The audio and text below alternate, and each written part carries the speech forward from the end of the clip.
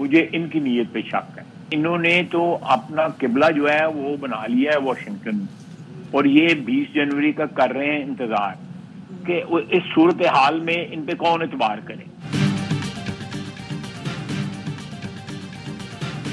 P T I کی نیت پر شک ہے، انہیں اپنا قبلہ واشنگٹن کو بنا لیا ہے. پی ٹی آئی والے امریکہ میں لابنگ کر رہے ہیں، ٹرمپ انتظامیہ سے امیدیں لگا لی ہیں. یہ سمجھتے ہیں کہ ٹرمپ انتظامیہ کا ایجنڈا نمبر 1 بانی پی ٹی آئی ہوگا. ٹرمپ انتظامیہ کا دباؤ آیا تو پاکستان اپنے مفادات کے مطابق فیصلہ کرے گا. وزیر دفاع خواجہ آصف کے پروگرام میں اعتراض میں گفتگو، کہا مذاکرات سبوتاژ کرنے کا میرا کوئی ارادہ نہیں. چاہتا ہوں سیاسی قوتوں میں گفتگو ہو، دعا ہے مذاکرات سے حل نکل آئے، لیکن امید نہیں کہ کوئی حل نکلے. ہم نے اقتدار کا ٹھیکہ نہیں لیا ہوا، آج اقتدار ہے کل نہیں ہوگا، مگر اس مرتبہ اسمبلیاں بھی اور حکومت بھی مدت پوری کریں گی.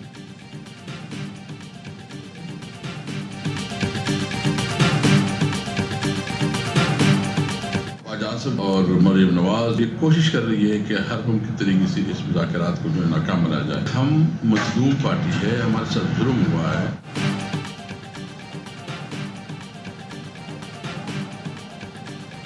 خواجہ آصف اور مریم نواز کی کوشش ہے مذاکرات ناکام بنائیں. ان دونوں کی باتوں پر انتہائی افسوس ہے. اسد قیصر کہتے ہیں ہم نے اپنے مطالبات میں کافی کمی کی تاکہ ملک آگے بڑھے.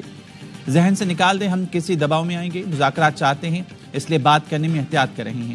علی محمد خان کہتے ہیں پہلے ہی کہا تھا سنجیدہ مذاکرات میں 9 دن کا وقفہ نہیں ہوتا.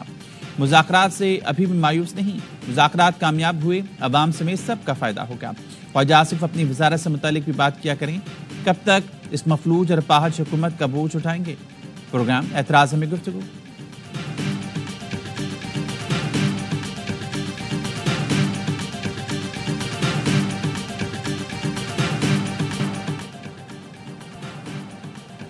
پی ٹی آئی کمیٹی کی بانی سے ملاقات میری ذمہ داری نہیں. ایاز صادق نے ملاقات کے معاملے سے ہاتھ کھینچ لیا، کہا حکومت اور اتحادی فیصلہ کر لیں ملاقات ہو سکتی ہے یا نہیں.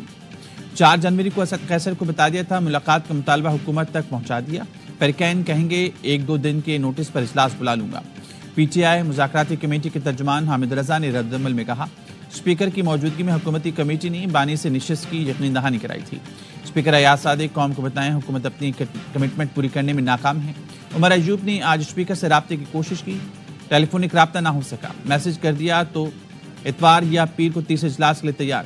تیسری میٹنگ کے بعد جوڈیشل کمیشن نہ بننے سے مذاکرات کا عمل معطل ہو جائے گا.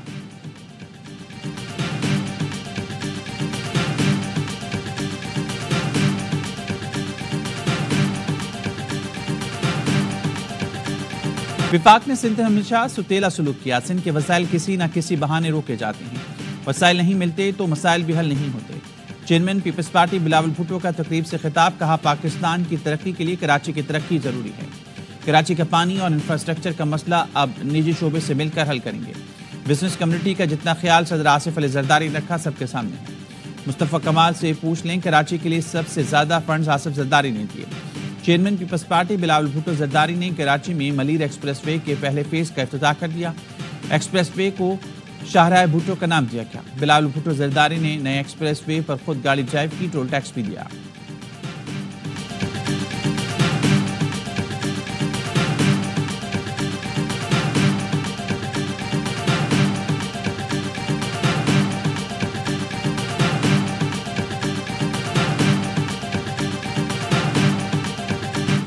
پی ٹی آئی کر رہی ہے اور پی ٹی آئی کو میں ایک پولیٹیکل پارٹی نہیں سمجھتا، ایک یہ تحریک ہے. خان صاحب سے پوچھا میں نے، انہوں نے کہا کہ آپ آواز اٹھائیں رول آف لا کے لیے، لیکن آرمڈ ریزسٹنس نہیں. خیبر پختونخوا سے یہ ابھی تولی امین آ رہے ہیں. پہلے میں نے پرویز خٹک صاحب کو بھی انہی مسلح جتھوں کے ساتھ لشکر کشی کرتے دیکھا. پی ٹی آئی تحریک ہے اور جہاد کر رہی ہے. بانی نے کہا آزادی کی آواز اٹھائیں، مسلح مزاحمت نہیں. پی ٹی آئی رہنما علی ظفر کے سیمینار سے گفتگو. اسپیکر پنجاب اسمبلی بھی ایونٹ میں موجود تھے، کہا بانی پی ٹی آئی انتشار کی سیاست کرتے رہی ہیں. گنڈا پور سے پہلے پرویز خٹک لشکر کشی کرتے رہے. علی ظفر نے کہا حکومت ماضی چھوڑے، اصولوں پر بات کرے. حکومت مذاکرات ضرور کر رہی ہے لیکن دیکھ کے کہیں اور رہی ہے. ملک احمد نے کہا آپ تعصبات سے نکلیں تو بات ہوگی.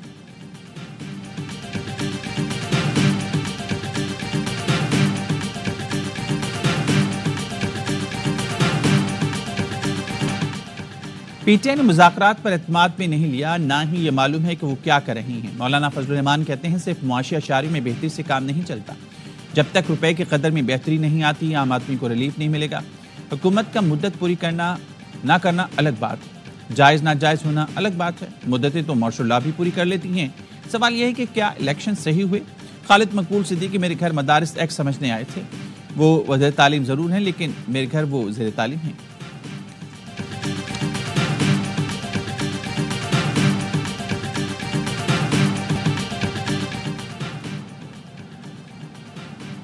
پاکستان سمیت مسلم دنیا میں لڑکیوں کی تعلیم بڑا چیلنج ہے، اس کے لیے آواز بلند کرنا ہوگی۔ لڑکیوں کو معیاری تعلیم کی فراہمی سے ہی معاشرہ مضبوط اور ترقی یافتہ ہوگا۔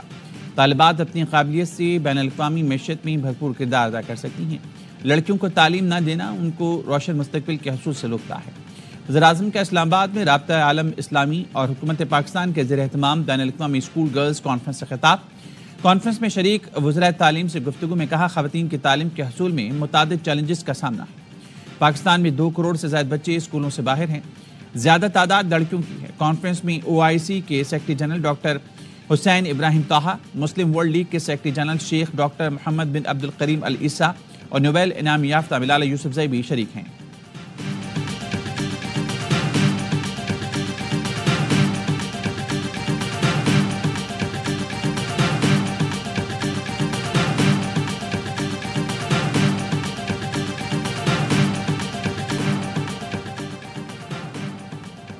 بانی پی ٹی آئی کا 9 مئی کے 8 مقدمات میں ضمانت کے لیے لاہور ہائی کورٹ سے رجوع، درخواست سماعت کے لیے مقرر 2 رکنی بینچ پیر کو اعتراض کے ساتھ سماعت کرے گا۔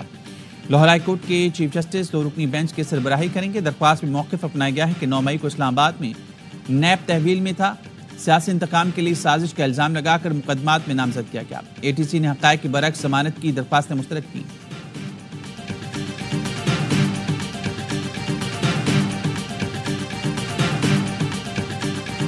ہمارا صوبہ ایسے نااہل اور نالائقوں کے ذمہ آ گیا ہے۔ ہم نے ایک پورا منصوبہ ان کے حوالے کیا تھا، آج بدامنی آپ کے سامنے ہے۔ جو صورتحال پاڑا چنار کی ہے اس میں جب تک ہم پراپرلی انٹروین ہماری فوج اور وفاقی حکومت نہیں کرتی، صوبائی حکومت اس کی متحمل نہیں ہے کہ اس چیز کو ٹھیک کر سکے۔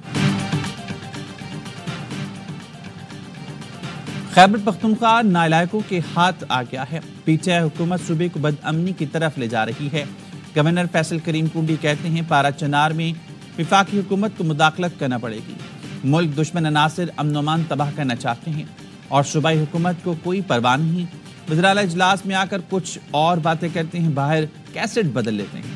ان کی ساری دلچسپی بانی PTI کو رہا کرانے میں ہے۔ بانی PTI دھرنوں سے رہا نہیں ہوں گے۔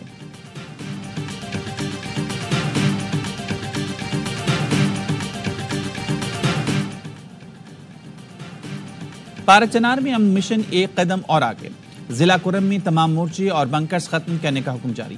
آج سے لوور کرم، خارکلی، بالس خیل میں مورچے مسمار کیے جائیں گے۔ DC نے نوٹیفیکیشن جاری کر دیا، متعلقہ محکموں کو عملہ اور مشینری فراہم کرنے کی ہدایت۔ مورچے اور بنکرز ختم کرنے کا فیصلہ اپیکس کمیٹی اور گرینڈ جرگے نے کیا تھا۔ مندوری میں دھرنے اور راستوں کی بندش کے باعث شہریوں کو مشکلات کا سامنا۔ کرم کے لیے امدادی سامان کا دوسرا قافلہ اب تک روانہ نہیں ہو سکا۔ بغیر متاثرین کے لیے خیبر پختونخوا حکومت نے مزید 7 امدادی ٹرک بھیج دیے۔